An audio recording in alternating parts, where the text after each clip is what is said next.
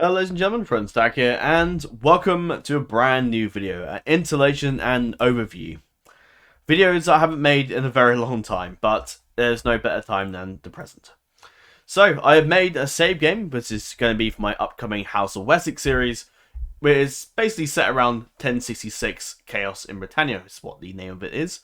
Now, this basically, I'm releasing the save game to you all, so you can all download and try out this new scenario that we've created, because I always create a lot of scenarios in my CK2 games and my Med 2 stuff as well that I don't actually ever release the save game for, which is a shame because I put quite a fair bit of work into it and I never seem to ever release them. So I figured what I do is I do an actual video, like as I'm doing, if I'm doing the mod, an overview and installation guide so you can install it.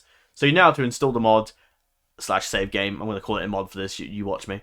It's just gonna happen out of like fucking a norm. I don't know. It's gonna happen. I can see it happening. Whenever I look at something like this as a save game, I always like to think mod. It's a mod. It's not. Anyway, so this is gonna be an installation guide showing you how to install this, and I will do an overview of the map and show you what the hell's happened, what's going on, etc., etc. And then that will save us doing that in the actual beginning of the CK2 series, rather than me going through like 4 hours of me going through and explaining the whole scenario. I can make a video and do it in this video, and then that way I can link it in the actual episode 1. But yeah, so let's begin. So in the description of this video and for the CK2 series as well, there will be a link that will take you to a Google Drive file, and this is the file here. It'll basically pop up like this. You need to go press up here. No, you don't. You need to press the download button. Ignore that. Press the download button. And I probably recommend having WinRAR or a zip extractor. I think I have both, or I think one of them does it for me. But yeah, get 7-zip or WinRAR. Just download them. They're pretty damn simple. Just make sure they're for like 64-bit, I think it is, which you need. So yeah, once you've done that, you can close that down. And I need to open this up, and basically it will probably open up automatically, or you have to like go into your downloads and then open it that way. But yeah, once you have it, you have this file. Next, you need to go to your computer desktop screen. So, documents, for example. This PC, go to documents, scroll down into Paradox Interactive. You go to Crusader 2. Personal Castle, which is where your save games are, by the way. This is where I'm taking you. Now, what I would recommend doing before, because obviously I think you need to actually save the game to generate a save. Now, there are quite a few scenarios and submods that I'm using. Now, I'm going to quickly, which you probably, I'd imagine you would need them to work the game. Although you can always try it without, but I don't think it will work. But yeah, I'll quickly go to my important documents, which I need to edit out because that contains vital stuff that no one can ever see, apart from myself. Okay, and bar the other, like, the bottom bit, which is like some general. Well, I was doing a Diamond campaign. I came up with some backstories for generals, which I may or may not keep at some point, but we'll see. So yeah, there's following someone you'll need. Some are on the Steam Workshop, and some you have to download somewhere else. So I think most of these ones are on Steam, I'm pretty sure. Chivalry and Knighthood, I'll leave a link to them so you can just click in the description of the video. That'll take you to those different mods. Chivalry and Knighthood, they're basically sub-mods that just give you a bit of martial training for like knights and chivalry stuff. Cruel World makes the game a little harder. Infinite Game makes the game go on to year 9000, just to stop the game ending at the year 1400 and something, if you want to play a bit more than 400 years. Legacy of King Arthur is a little sub-mod for King Arthur. I think you can claim Excalibur. More historical bloodlines adds more bloodlines for the historical characters. No artifact losing. Sometimes when a character dies, the artifacts disappear. This stops that from happening, and the sons and children inherit the artifact. And your personal castle is a building submod that adds loads of personal like buildings that you can add to your castle, which makes the castle a little bit more personal rather than just a default castle. But yeah, I'll close that down. And once you've done that, yeah, so I probably go into CK2, save the game with those submods, save the game, and then go to documents. I probably should have mentioned that first. And then go to Personal Castle, which is what it will be for me. That's just a submod. And then go to Save Games, and there you go. Got a bunch of stuff there. My old Plantagenet series I did ages ago. And I did an Iceland thing a while back I was doing. You drag that in there. I don't think you need to press overwrite. I'm used to saying overwrite because of submods. So drag that in. And then wait for that to go in, and then once that's done, it's done. You can, I mean, I've got that there, just to say. But yeah, once that's done, drag it into your file, and you should have 1066 Chaos in Britannia. That is essentially it. It's not very hard. That's why I'm doing overview installation guide in one video, because otherwise the install guide would just like... It's a really short video, 5 minutes. I may as well just do the overview afterwards. It just seems stupid, because I used to do it before. Where I do the installation guide for this mod, and then people would ask me, what is this mod? And then, yeah, it's just easy to do an overview. But anyway, that's that. Let's go into the actual game, which I have already opened, because I'm smart. Here we are. Beautiful CK2 music. Now, now, I will say latest save for you, which will be King Harold, so don't do that. Press load game. Press 1066 in Britannia, press load. Don't press continue because you'll play as Harold Godwin, but there are more characters you can play as, not just Harold Godwin. Although I wouldn't probably recommend playing Godwin because it's fucking hard. I probably should start into the game, but basically you can choose characters that you'd like to play as. The ones I've edited are for the submod. I've made their own stories. I brought some houses to life a lot earlier than they are in actual history, so bear that in mind. So the characters I probably recommend playing, I can say you could play as Harold Godwinson, but probably, yeah, it's a bit fucking hard. Although the game thinks too easy, but I don't think too easy. But yeah, see how it goes, I suppose. One other character, you got the King of Iceland. You've got the Chiefess Holmfrid, who is a descendant of the Ragnar Lothbrok dynasty. There's a whole story behind her. I'll explain it later. Got Harald Hardrada over in Norway.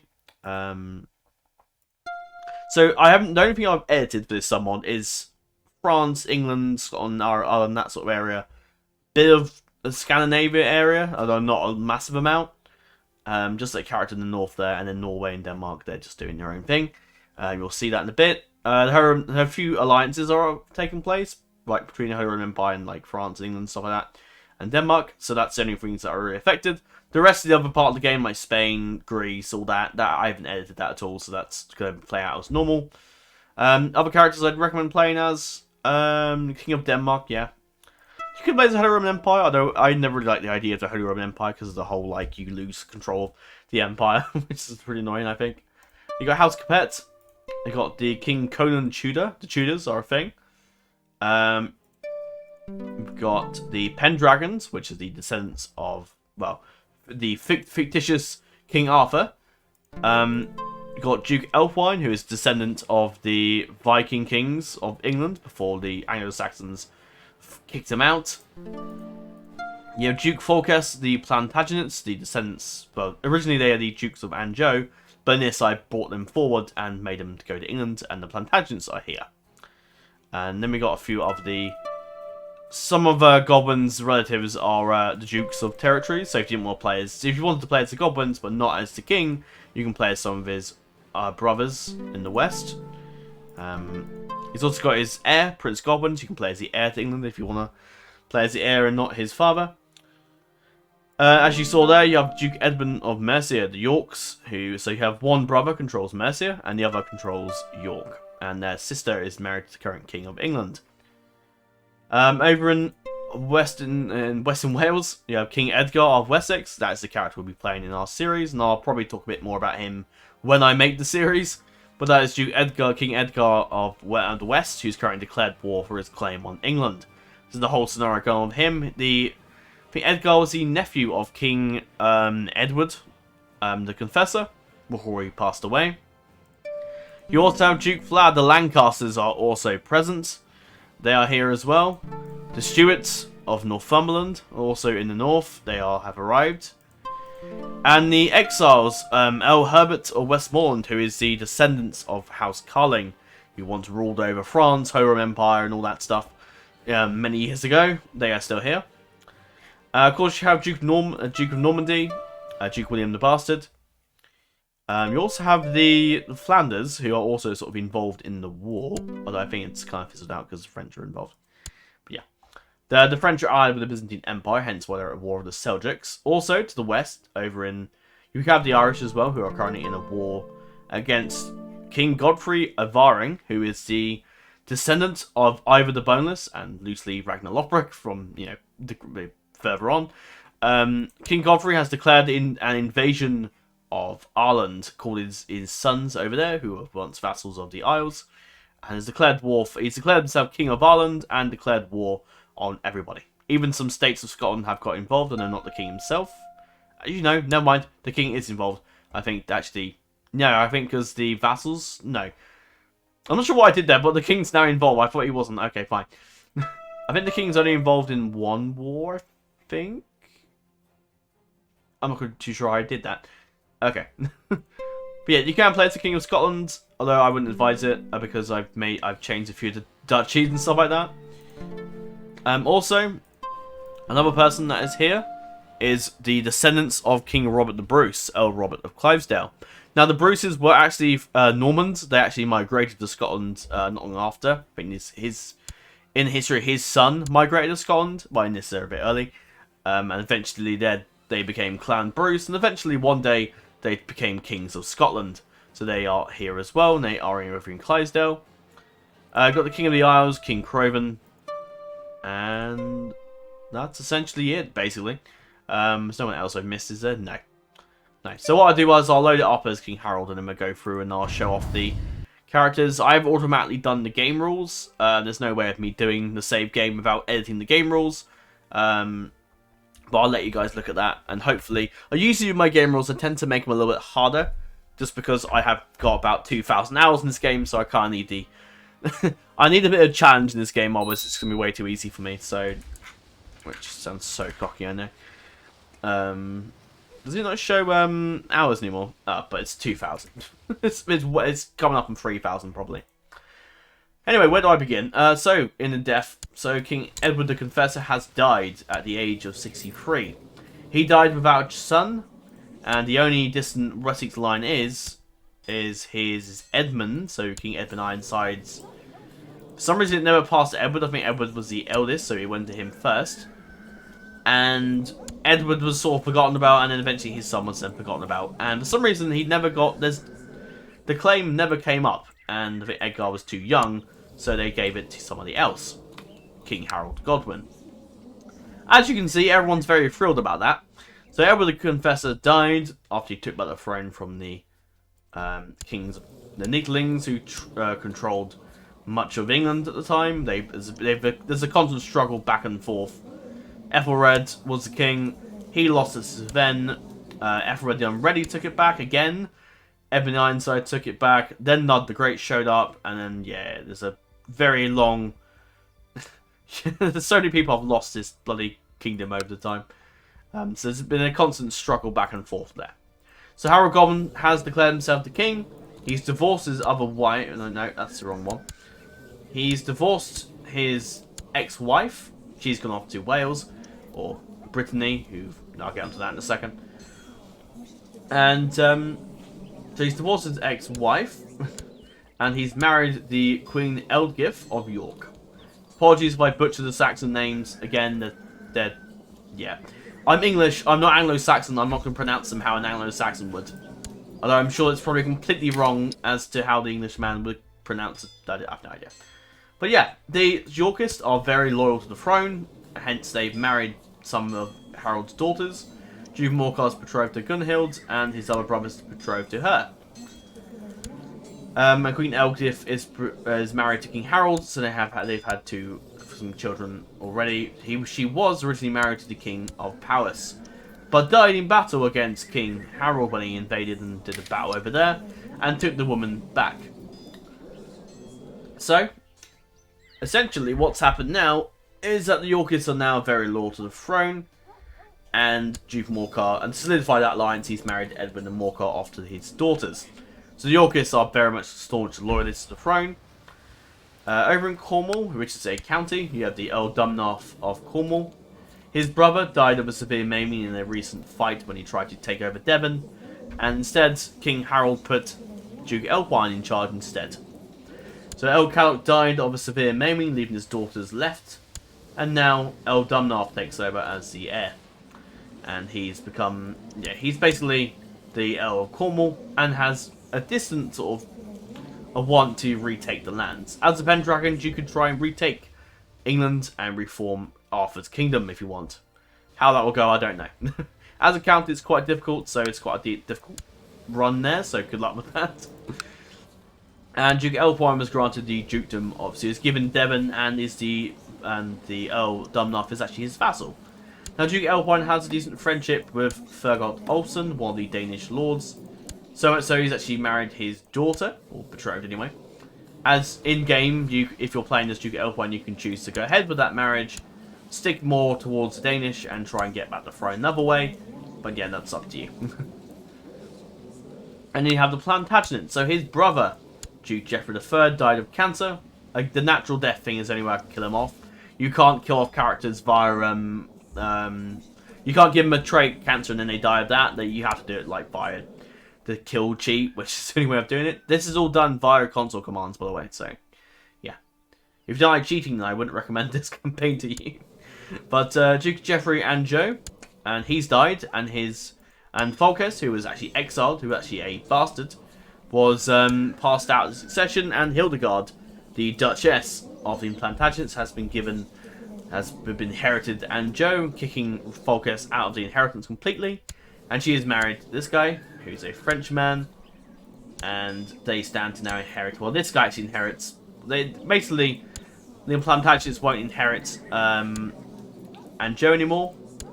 Folkes was exiled and arrived in Winchester and Dorset. Eventually, he gained the loyalty of King Harold, who was keen to make lords, and he named him the Lord of Dorset/Winchester, and also the Isle of Wight as well. So he named the Duke of Wessex, a sort of title that may come into conflict with the Wessexes over in Wales at the moment. Duke Folkes was here for quite a while. He's also actually fallen in love with the daughter of King Sven of Denmark. Whether or not that's also something you could potentially try and get for alliance-wise, although the marriage wasn't really approved by the King of Denmark. Now, Gunhild was going to marry one of the King Sven's distant relatives, but she refused and fled the country and landed in England. Eventually, Gunhild was actually married off to Duke Folkes. The two of them fell in love first, and eventually, over time went on, they married and gained the permission of King Harold. Now, King Harold allowed them to marry, but he promised, and he also granted them the dukedom of Wessex, but he hoped, and he made Duke Folkes swear eternal fealty and loyalty to the King Harold, gain his support hopefully forever. However, in game you can choose to tell Harold to bugger off, or try and take the throne yourself, or maybe return and claim back your ancestral homelands. The choice is yours. Duke Leofwine, one of Harold's brothers, is the Duke of Kent, so that's a nice little playstyle there if you want to go over there. Duke Gerth of East Anglia is his other brother, and he's got another brother over in Bath, over in Somerset. And his son and heir, Duke Godwin. Now, when Edgar went off into exile, he went quite young. He also took his other sister with him as well. However, he left one of his sisters behind. And King Harold made advantage of that when he named his son Duke of Huissy. He also married him off to Christina, the daughter of the Wessex, giving him a bit of a what's the word? Making sure he has eternal, like, sort of, what's the word? Keeping the claim of England, like, so marrying a Wessex and then, like, basically giving himself, his son, the claim, proper, legal, like, blood claim to England, if that makes any sense. So that's why he's done it, and he's named his son Duke of Huissy, I think it's called, or Oxford. So that's a decent match alliance there. There are a few other alliances that I set up when I set the game off, so that may or may not come into effect when you play the game for any of these characters. So keep that in mind. Duke Edwin of Mercia. He's the Duke of Mercia, quite a powerful lord. If he dies, or if either of them die, one of them's going to inherit. So that'll make the Duke of York, so York's quite powerful if one of them dies. So yeah, Duke Morcar and Duke Edwin, both interesting brothers, both loyalists to the crown. You can keep that loyalty up to you, or you can use the marriage between the daughter of King Harold to try and claim the throne yourself. The choice is yours. And you have the Dukes of Lancaster. Duke Vlad managed to cheat the old lady of Lancaster out of her castle. She died. Natural causes. No, Duke Vlad really had her assassinated, but the rest of the people know publicly she died of natural causes. Really, Duke Vlad had her killed. Duke Vlad has now got the Duke of Lancaster and demanded the king to make him the Duke of Lancaster. King Harold obliged and made him the Duke. However, he's not that very fond of King Harold, but hopefully Harold was hoping that Duke Vlad would be particularly loyal. Duke Vlad, knowing that he doesn't really have many friends, has also managed to make a marriage pact. He travelled to Sicily and made an alliance with Robert, who is the Normans of Sicily, who have recently have been in Sicily for quite some time now. He has managed to marry off one of his, is it his sister, I think? It's one of his nieces, actually, no. He actually married one of his nieces and has gained an alliance with the Robert of Hauteville, who's got quite a few men. So Lancaster has a bit of backing of the Normans in Sicily to help him out. So that's there. So that's Duke Vlad of Lancaster. They are actually Bretons long ago, but they tried to get in there to take over lands and try and get some stuff, rather than being just nothing, nobody for the rest of his life. He was ambitious enough to try and take Lancaster and succeeded. In the north, we have Duke Malcolm. His father was the Prince Bishop, well, actually, yeah, his father was the Prince Bishop, but the Stuarts were the Dukes of Galloway long ago. Unfortunately, when Malcolm died, he was the Prince Bishop and his line went to somewhere else. And Duke Malcolm did have the land of that, but then eventually was kicked out by the Scots and was kicked off out of the land by Duke Dunbar. So Malcolm fled south and found the ruined castle of Bamber, which is actually a castle I've been to in real life, and it's an amazing castle. If you haven't been to Bamber, I'd recommend going. It's amazing. And it's also Bebbanburg if you ever watched Last Kingdom. So, Oswulf actually controlled both counties in the vanilla game, but he was struggling to hold both of them, being the Earl of Lindisfarne as well. So he decided to give, in terms of making sure that the Bambers were still loyal, he actually it's Bernicia, but he gave Bernicia off to the Duke Malcolm, as long as they could be friends and whatnot, and Duke Malcolm eventually became the Lord of Bamber.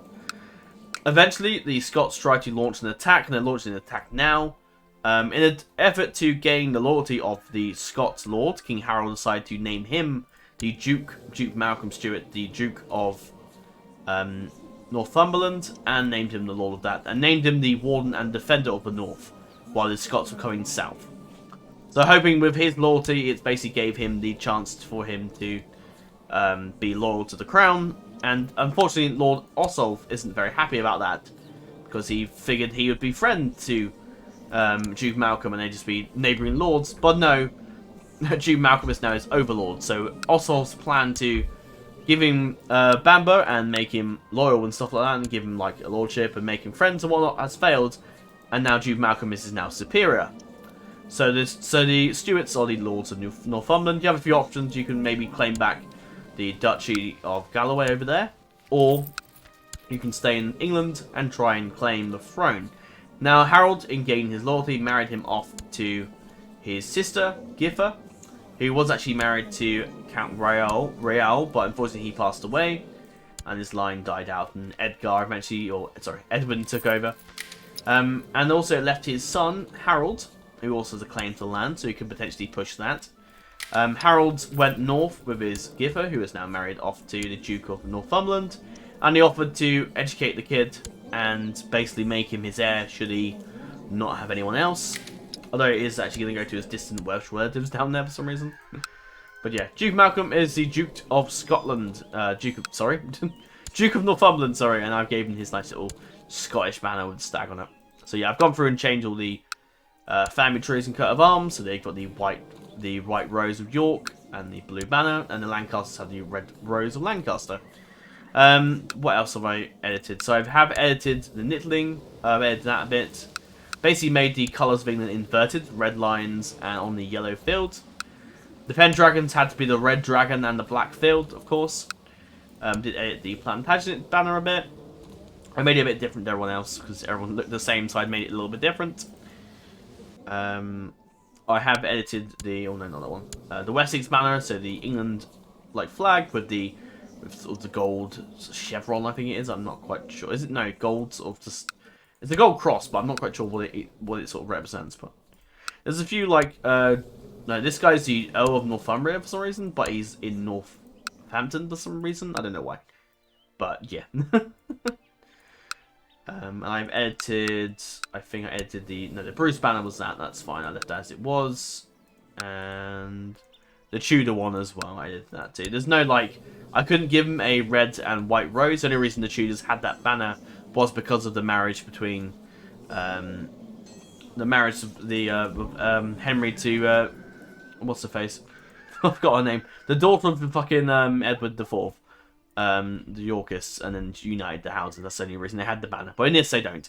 So, because they haven't united together. So, yeah. And there's also no option for, like, a white and red rose together for some reason, which is a shame. You can in CK2 Game of Thrones, but not in in the vanilla game, unfortunately, which is a shame. But there you go. So yeah, on to King Edgar. Now again, I will spend much of the first episode of my next series starting off talking about him, but I'll give you a brief overview. King Edgar was fled, basically went off westwards to Wales a long time ago. His father was actually Edward, who basically left Wessex when his father died and didn't get the throne. He went to Wales in a hump, and they basically sort of like, fuck you guys, I'm going to Wales to do basically just trade and stuff like that, and became a sellsword. Eventually, Edward unfortunately got killed and got run away in the field of battle and actually got stabbed in the back and died, leaving his son Edgar to basically do nothing, and Christina and Margaret as well, who also stayed there and basically stayed with Edgar, who was a young kid at the time. Now, when Edward buggered off, his mother, who actually went off to marry a Russian a long time ago, basically she was a Russian, yeah. So she left her daughter in the hands of she left Christina back over in England and left. She didn't go with her husband when he was off on his sellsword business. She left and said, "If you go, I'm not coming." And basically, Edward said, "Fuck you, I'm going anyway," and left and took his Edgar and Margaret. Christina actually decided to hide and stayed with her mother, and he couldn't find Christina and left anyway. So Christina just stayed in England, and Agatha eventually over time remained in England. Eventually Christina, against Agatha's will, she demanded that he wouldn't have Christina married off to Prince Godwin, but Harold refused and married her off anyway for the blood claim. So Agatha basically buggered off and went to go find her son. Now, Edgar, in his time in Wales, had actually become one of the better fighters and military commanders in the world. He basically earned his moniker by defending the Welsh kingdoms, putting them against each other. Some of the Welsh fought each other, so he got involved in it as a sellsword, as a warrior, taking the name of his father, and became much better. He became brave, he became diligent, gregarious, kind. He became a bit of a hunter as well.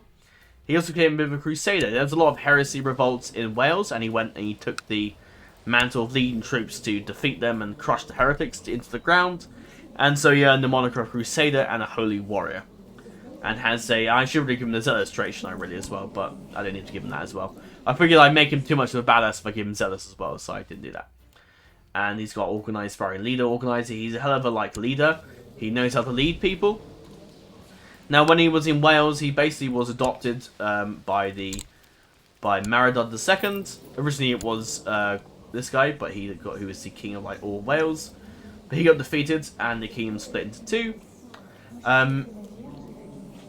Yeah, Edgar was 14, when he came to Wales, so he basically proved himself in the 2 years that he was here. But he died quite a few years back, so not long after the war. That's what the war that his father died in. Actually, no, his father died earlier than that. No. No, never mind. His father died a bit earlier than that, in another war. But yeah, Maredudd actually was killed in battle by the King of Scotland when the Scottish got involved trying to take some territory and some artifacts from Wales while they were weak, and he died. And Malcolm killed him. However, he paid for it with quite a lot of men. Malcolm lost pretty much most of his army when Edgar went fucking nuts, who killed basically his adopted father. Edgar went nuts, took up the armies of Wales, led them to victory, crushed the Scottish army in the Battle of... I'm not going to pronounce that, but you can read it. But the Battle of Ross, would say, not the way the hell that's called. He also lured the Scottish forces to Anglesey, moved them over there, and the Scottish stupidly attacked them, and he crushed them in the river crossing. So essentially, after that happened, the Scottish were defeated and beaten the shit out of. The Scottish pulled back to Chester, and the Welsh pursued them. He managed to rally the lords of Deheubarth, Powys, and Morgwang. I can't pronounce that. Morgwang, something. You get the gist. He rallied those lords together, and the Scottish force were pushed back to Chester, and that's where essentially we fought them, and then the Scottish were defeated and became into English territory, but still we defeated the Scottish there, and the Scottish went back to Scotland where they belong. Now, the King of Scotland did ask for Lancaster for help. Duke Vlad said, bugger off, basically. What he said was, I came up with something he said. You Scottish are a bit far away from home. It's time you went home, I think. And Lancaster said, bugger off. Get out of my lands, or I'll be sending the king after you. Or basically Vlad sort of kept the knowledge that he had told the King of England that Scotland is going through their troops.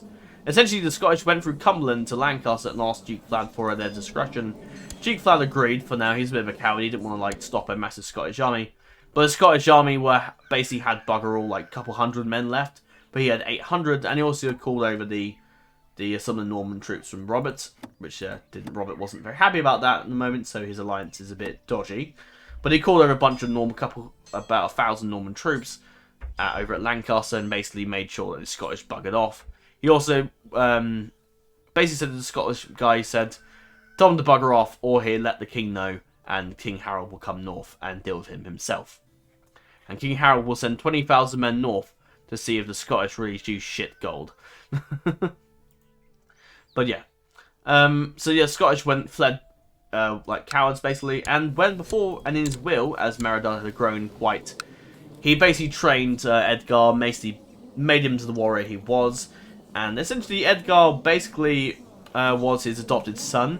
And Merodach did something in his will, and he actually named Edgar his heir. So when Merodach was killed, Edgar became the heir. But he still led the troops before he even was anointed as the king of that place, or Deheubarth. But so he still led the forces and defeated them. And eventually the king, he was crowned as king of that. Now his brother wasn't too happy, Earl Rhys, who believed himself to be the rightful king. But he had formed a friendship with King Edgar during his time being around in Wales. So he formed a friendship. Now to keep him happy, because the Earl did control Dyfed, and he controlled this place over here, Ceredigion. He also married his mother, who he had found, and his mother basically told him what had happened in England with the death of Edward the Confessor, Harold claiming himself king, all the other kings declaring themselves kings, etc., etc. Stuff that I'll elaborate on in my series. But he basically married her off to the Earl of Dyfed to keep him happy. He also offered to basically keep the alliance of Earl Bledin as his vassal. He offered to tutor his son, who recently was born. He offered to tutor him for 16 years till he comes of age. So that's something we'll honour in our series Edgar for the whole game. And then next we'll reserve the heir we'll reserve the other education slot for Edgar's son and heir, who will eventually take over. Now, he also did that. Now, to secure a few other alliances, he married the daughter of King Bledin, Gwyn, who he didn't take long for him. I don't think they're in love, actually, are they? No, they're not. But he married her to secure the alliance of of King Bledin of Powys. He also, to secure an alliance with the King of Morgwang, he married his sister to the king there, and gained their support and loyalty. Also, now King Edgar made sure that the Irish wouldn't get involved, and so he formed a bond with Godfrey of Aring, the king of He declared himself king quite early on before he declared his invasion. So at the time, basically, Edgar went over to offer him his services and became his sellsword and helped the Ivorins and whatnot over there for a bit. So he earned a friendship there. And basically swore a non-aggression pact with King Godfrey. So basically the Irish won't get involved. King Godfrey also offered him quite a bit of wealth and troops. Because basically Godfrey rallied up a massive host of men from Isle of Man, Scotland, England, Wales, lots of sellswords, Viking warriors from Norway, Denmark, and Sweden, and further on to Finland. He basically called them together to do a massive invasion. I'll talk about him in a second. He also gave quite a few of those sellswords and men over to King Edgar. And Edgar decided that with the knowledge from his mother, he declared himself king of England and declared and basically rallied up the lords. He called together loads of mercenaries, rallied up the troops of Wales, who were the battle-hardened warriors from Scotland. Some prisoners he actually captured from the Scottish who actually bent the knee and joined him. So he has the forces of some of the Scottish troops, are Viking warriors, mercenaries, the combined might of the kingdoms of Wales, and now prepares for himself to invade England for his claim with the support of his allies. And also the Welsh aren't really particularly happy because the King Gruffydd was the king of basically all this. Yeah, all of that. So he was like he was basically king of Wales, essentially, and Harold was the reason he was dead. So basically, he's also managed to bring the Welsh against the English because Harold Godwinson was the man that killed their king, so they want vengeance as well. So basically, that's the reason Edgar's proclaimed himself king. He also believes himself to be the rightful king, especially with Edward the Confessor now dead. He believes himself to be the rightful king, and so he's basically going for the throne. And I'll talk a bit more about his story when I make the whole series there with him, which will be coming hopefully soon. The Tudors, who have actually married the previous wife of King Harold, he's actually got one of his sons. I think it's one of his sons. Yeah, Edmund's actually gone south to join him, to join the King Conan. And King Conan actually has called together a bunch of troops, mercenaries and whatnot, and decided to declare himself a war on Cornwall. He believes that to be rightful territory of Britannia, so he's going to war to take it. He's also proclaimed himself the rightful king of Wales, due to his very distant descendants of the Welsh. I have to go a bit further back. But basically he's got a bit of descendants to the Welsh, so he believes himself to be the rightful ruler of Wales, and that's what he's done there. He's also forged a few alliances. He's married her, so that gives him a little alliance with the Anglo-Saxons there. He's also married his son off to the daughter of Princess Emma, the sister of the current King of France, and has managed to get an alliance with the Kingdom of France, and called him in against the war for Cornwall. He's also got a sort of a non-aggression pact with that guy going, which is pretty neat. I think that's his sister he's married opposite, or one of them, yeah. Over in France, so at the moment, he's married Princess Anna of the Byzantine Empire to get them on side, and he's also married his brother off to the Princess of Hungary. So that's given him two decent alliances there, as well as the Tudors. He's also gotten involved to help the war. He's also defending against the Holy Roman Empire war with the support of Denmark. I'll talk about them in a bit. So he's got that going on, and he's also helping the Tudors against England. And also, he's helping the Byzantine Empire against the invasion of Armenia by the Seljuk Sultans over there, who are doing that war. So over in the Holy Roman Empire, yeah, I'll go over quickly. There's nothing I've edited to Duke William. He's still married to the same person. He's married to this girl, actually. The Dutch, who are actually sort of involved with Harold, helping. They're now attacking because they're French vassals, so yeah, they're a bit sort of like, they have alliances with like, oh god.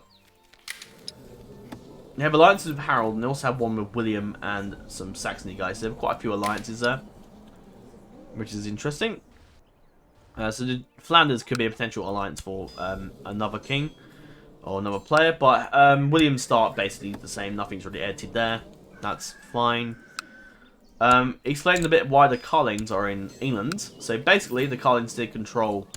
They were once the emperors and kings of France a long time ago until they lost it, and became the lords of Vermando over there. His father went mad and eventually died. Herbert had a stroke of very bad luck. His wife actually died of depression due to the death of both his children. Eudes died of cancer. His other daughter died of an illness, and his wife couldn't take it and killed herself. And as you can imagine, Herbert's pretty fucking depressed. His other brothers, he does have a... No, his mother died, sorry. His other brother, Eudes, was actually a was actually had his cut off by slavers, and eventually found himself over in the Byzantine Empire, and then basically the Basileus made him his court eunuch and gave him a bit of a decent title.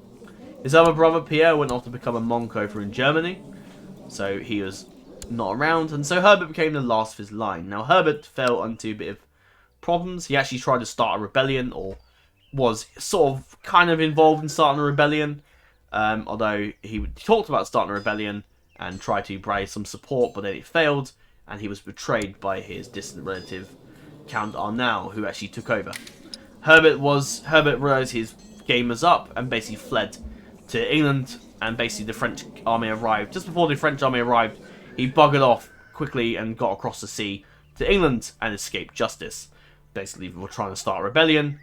So the French army arrived, and Count Arnau, as the distant heir, was granted the duchy, well, basically granted the countship of Vermando. So yeah. So Herbert fled into the west and actually managed to actually gain a bit of loyalty and honour by the then King Edward, the Confessor, and he managed to go to Westmoreland, and was actually given the countship or the earlship of Westmoreland, which is under the leadership of King Edward. Edward the Confessor soon died, and Herbert's sort of chances to get back the French throne died, and no one really gave a shit about him, and he was just the lord of that. Eventually he became under the Yorks, eventually took over Westmoreland, and he became under them. So yeah, didn't go quite well for him. He also married his cousin, or not really cousin, sort of like distant cousin, I suppose, from the other side of the distant side of the family.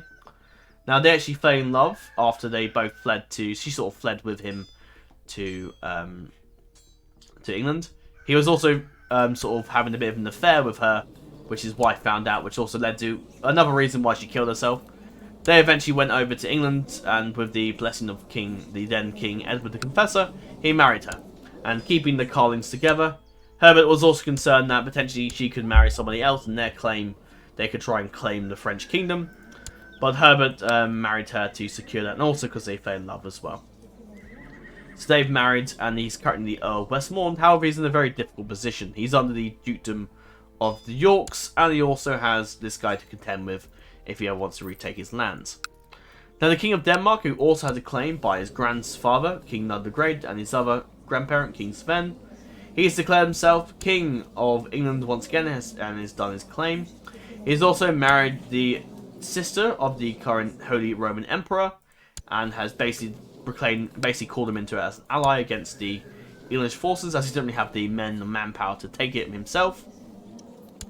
His son Prince Harold has married the distant relative of the House of Munso, who were the distant relatives of Ragnar Lothbrok, and he's married her, so that gives him a very powerful Viking claim, as you can imagine, with his son, who would become the next king. Unless the Galvakind, no, he's not Galvakind, so just go to him directly. Excuse me. Yeah, so King Harold is also Hardrada, declared himself the King of England as well.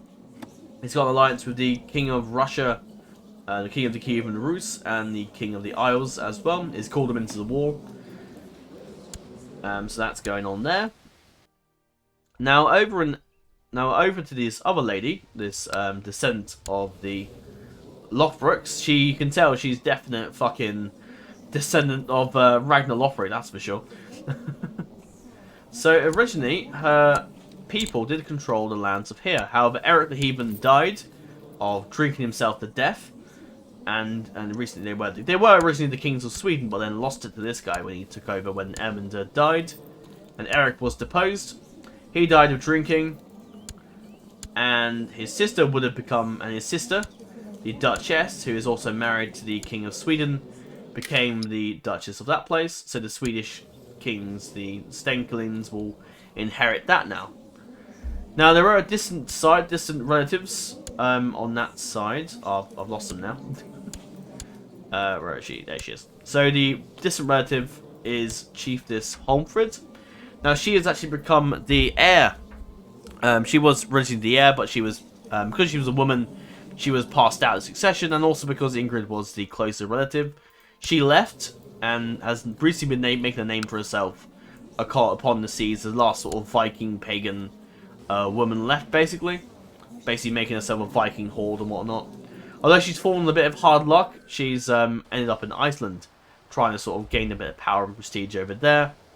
After the Swedish sort of kicked her out, once she became the Duchess of Uppland, she was named a traitor and a potential problem to the kings of Sweden. So they basically made her a traitor, and so she had to flee the lands, taking what money and power she could, and went into exile. Now she is pretty much a badass. She was the King Olaf's distant last daughter. She is a brilliant strategist, organizer, holy warrior, strong, shrewd sea queen. Varangian, she was a Varangian guard member for a little while. Attractive, quite a few decent traits, very lustful traits, because obviously she's 44, so like playing as her, you'll definitely need to try and get an heir, so I boosted it up a bit to help the chances of you getting an heir out, pretty much. This guy died of stress, didn't he, I think? I can't remember what I did with him, but he's dead. So she's still alive. The last descendant of Ragnar Lothbrok's alive, apart from this Ingrid as well. And a few other relatives as well. And there are a few over this side of the family, like Margaret and Asbjorn, but he is celibate, so he won't inherit or do any of that, so he's out of the succession completely. So yeah. So that's them. That's the Munsos who are still alive. And then you have the Robert the Bruce. He came over a bit early on. When the Normans were off expanding, he went earlier. And he went off to, and actually ended up in Scotland. And actually became the new Lord of the Count of Clydesdale. When the Stuarts were kicked out, he was granted the lordship. So it's Earl Robert up north. So maybe he'll become Scottish up there. So we'll see what happens. Now to the King of Ireland. He's the descendant of Ivor the Boneless, so he has quite a powerful reputation, as you can imagine. He's got a very powerful Viking army, mercenaries, men of Ireland that have come over to flock to his banner, that see him as the rightful king. Because Ivor the Boneless did control Dublin at one point, a very long time ago. If the game represents it, yeah, Earl Sietrick of Dublin. So they did hold it until they lost it again. So they did hold Dublin for a short while. So that's why they think themselves to be the rightful kings of Ireland. He's gained a bit of support from the Scots as well. His sons were actually granted lordships of Galloway and Carrick. They will eventually inherit the kingdom, so they'll become part of Ireland as well. King Godfrey has got a few alliances. He's with his sons. He's got an alliance with the King of Hungary, so that's something you can sort of push there as well. He's married Alice of Normandy, one of the Normans, so he's gained a bit of Norman support there. She was the daughter of the Duke of Normandy, but then they all sort of died off. And so he got a few Norman warriors to join his cause. His son, Prince Fingal, is married to... That alliance wouldn't have any... It's literally, the alliance of that, the whole point of it, is to get men and just prestige and whatnot. That's the point of it. Because he's celibate, he doesn't care. He's more focused on his conquest of Ireland than he is on the marriage bed. Prince Fingal has married this girl, Anastasia Yaroslavna. And he's got an alliance with the Hungarians, as she was the mother of the current king of Hungary. So he's married her. His son, Comgall, has married Sigrid Svensdottir, who he can get an alliance with the Danish there. She does have a son as well, but he's over in Pomerania, so he won't be coming into the fold anytime soon. And it's the Irish lords are sort of in there. So yeah, everyone's at war. Duke, this guy is actually fighting in one of the Irish wars, so he's involved. He's also fighting, because the Irish are also fighting the Scots to make them a tributary state. And you got the Duke of Moray is also in another war as well, so they're kind of like their own separate wars and whatnot. I'm trying to think if there's anything else I need to cover. Holy Roman Empires. If I go diplomatic, you can see England's at war with a lot of fucking people. Wales, Scotland, the Isles, Norway, Denmark, Germany, bits of Russia, and northern Italy and France. So playing as the Goblins is very hard. If you want to play as the Holy Roman Empire, you've only got a few wars to contend with. The French got quite a few there. They got Germans that side and England up there. So yeah, it's quite an interesting scenario that I've set up. Is there anything else I need to add? I've mentioned that one. We can play the Swedish if you want to. King Harold of Dryden is over here. Trying trying to think if there's anything else I need to add. I think that's pretty much it, really. This video's been long enough, I think. Yeah, King Edgar, Bath, yeah. And yeah, we're expanding a lot more upon Edgar's story in our new series, which is hopefully starting quite soon. This video will be a nice little prologue to that, and also give you a nice little guide and overview of the scenario. Save me doing it in the actual video, I guess. But yeah, I hope you guys like the scenario I've set up. There's a lot going on. There's a lot of stuff going on in this setting, so I hope you guys do give this little scenario a try out. I'd love to see some comments. So if you do try this scenario out, feel free to give me a few messages and let me know how you're getting on as a particular character. If you somehow manage to win as Harold Godwinson, I would be very fucking surprised. But yeah, that'd be very interesting if someone comes up saying, yeah, I beat I beat fucking Normans, the Norwegians, Danish, the Welsh, the more Welsh, the Britannies, and the Scots. I'd be fucking surprised. Oh yeah, Scotland's in a war. They've declared war on England for the Jura war over Cumberland. They're trying to claim some territory while everyone's claiming everything else. But a bit of backstory with the actual conflict is that in canon history, Edward the Confessor died, and Harold declared himself the king.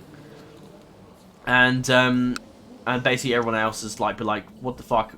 Because I think Edward promised the throne to the Normans, then he promised the throne to the Danish, then he promised the throne to the Norwegians, and yeah, he promised the throne to a lot of fucking people, and that hasn't gone well, as you can see. So, William declared his Norman conquest, Harold tries to do the Norwegian invasion, the Danes have declared war on England for their claim, the Welsh declaring, the Edgar's declaring his claim against England, and the sort of vengeance war. The Welsh are striking at taking Cornwall while they're busy in the war, and so the Scots are also doing that as well. Oh yes, and I also should probably show you the claimants for England as well. There's quite a few. So you've got Edgar, who's a claimant for the throne. William's a claimant. Harold's a claimant. Margaret's a claimant, so you could play as this guy and try and take the throne as Zach, the family. King of Denmark's a claimant. Elpine, the Duke of Cornwall, is also a claimant. Christina's a claimant because she's married to Prince Godwin, so that sort of now fizzles out as if you play as the Goblins, I suppose, unless she cheats on the Goblins, of course. But yeah, as my game as Edgar, if I take the throne, I'm still gonna have quite a few claimants. I'll have some claimants from Godwin when they get claims on it when you need to take the kingdom. I'll have claims from the Normans, the Norwegians, like my relatives and stuff like that. It's gonna be pretty hectic and a pretty chaotic game, which is the whole point of it. Britannia and Chaos essentially is the name of this. Yeah, Chaos and Britannia. So yeah, it's gonna be fucking hectic. That's the whole point of it. I didn't call this the war for England. No, this is a chaotic, bloody, bloodshed war for everything. So yeah, there's a lot going on basically.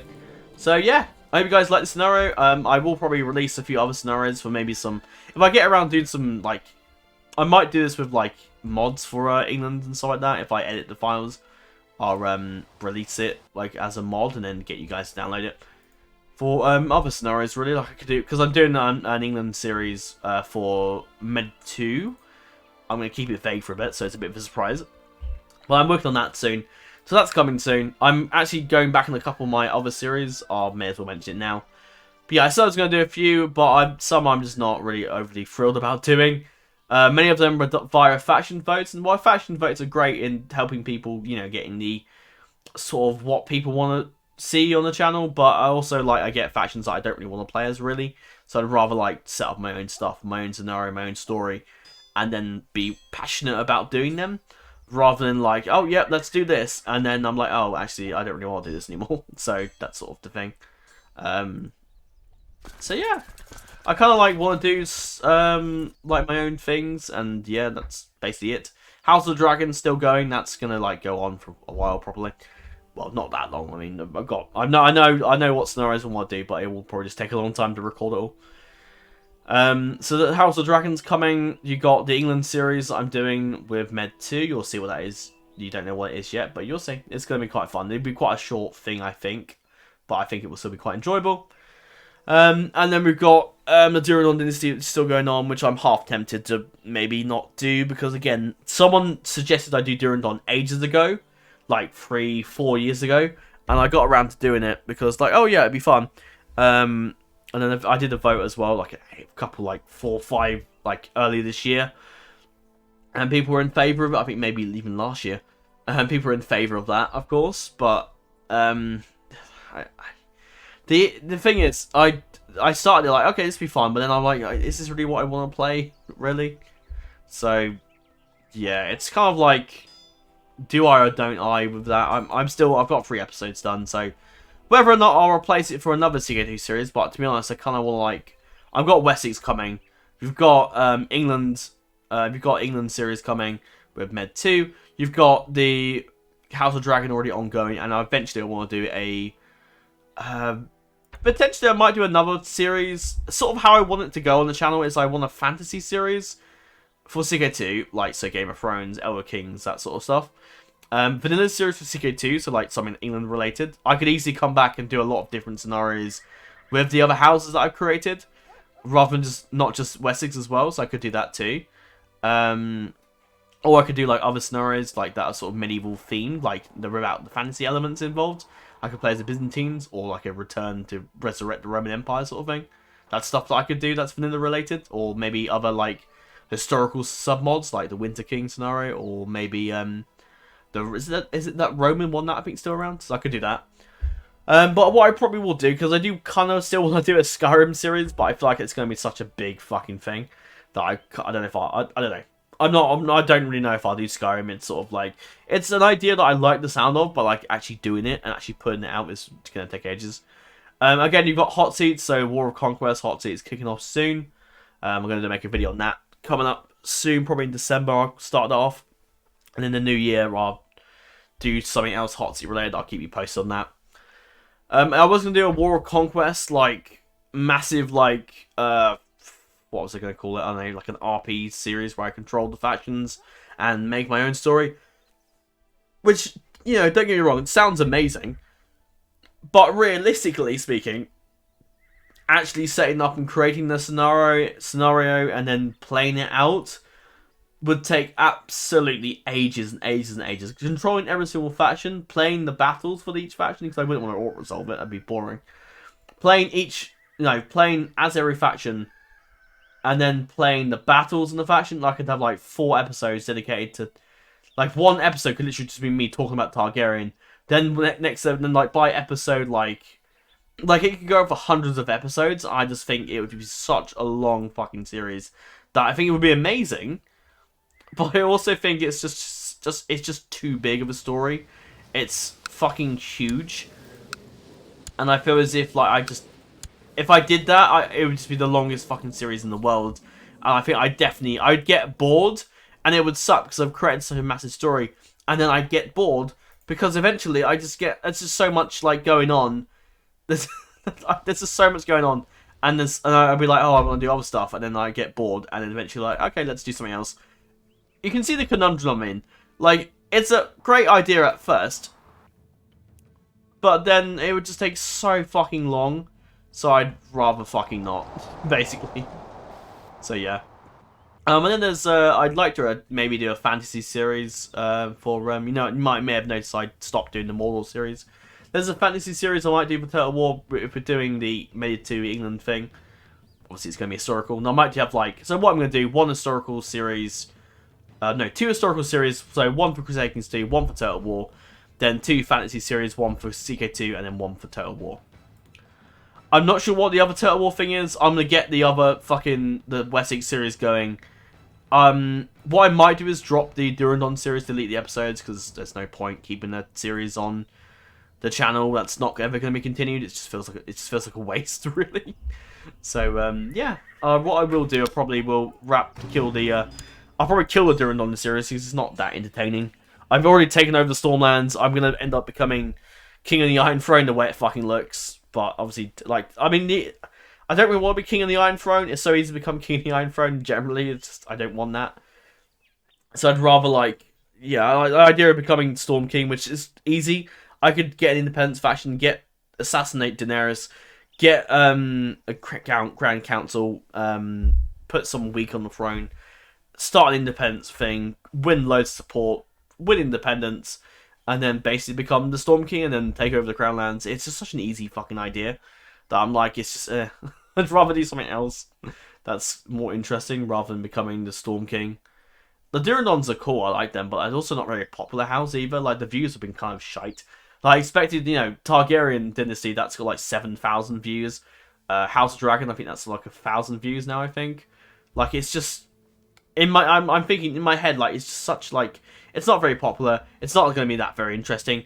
I'd rather do something else that's more fun. So maybe what I will do probably is kill the Durandon Dynasty and then we'll carry on with the House of the Dragon. And when the House of the Dragon series ends, I'll do like a proper house series at some point.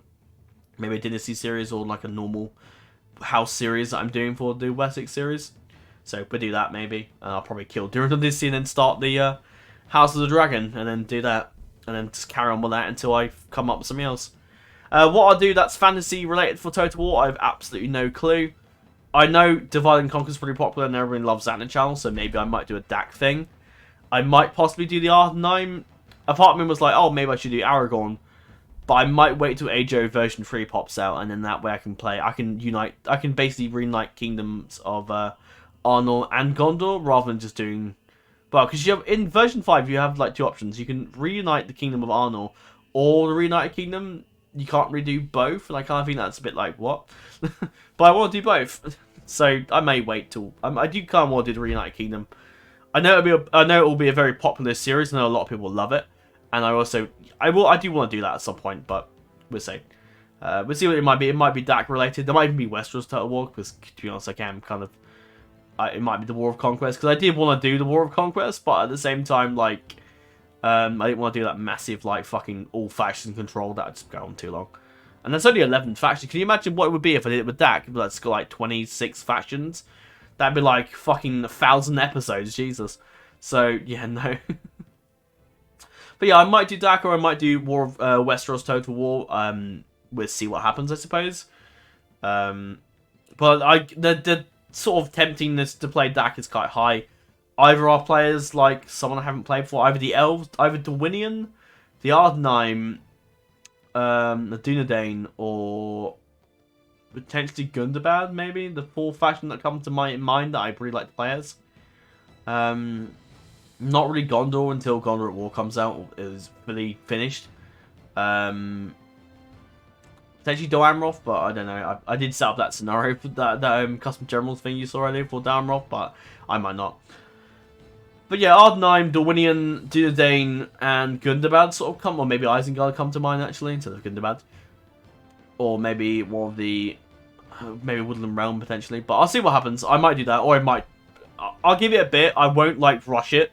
I'll get my England series up first, get the Wessex series going, and sort of plow through with Wessex and maybe set up that hot seat, and then we'll look at what we do for fantasy stuff for Total War. But yeah, having 4 series on the go shouldn't be too bad. It shouldn't be too hectic. And plus any additional hot seats should be fine. I think that'd be a nice little plan I have for the channel, really. So yeah. But anyway, that's all for now. Thank you very much for watching this installation guide and overview. Please give the Savegame a try. I put quite a fair bit of work into it. It'd be great to see some people giving it a go. I figured it's nice to give people the option and chance to potentially play some of these scenarios and submods and save games I create for the game. And my chair's dying. Like, I don't know. Whatever happens, the chair leans back and I just fucking... I don't know. I can't... It's fine. It's fine. It's fine. But anyway, ladies and gentlemen, that is all for now. Thank you very much for watching, and I hope you guys are looking forward to the House of Wessex series and the England series as well, which I haven't mentioned it before, so I hope you guys are looking forward to it. But that's all for now. Thank you very much for watching, and farewell.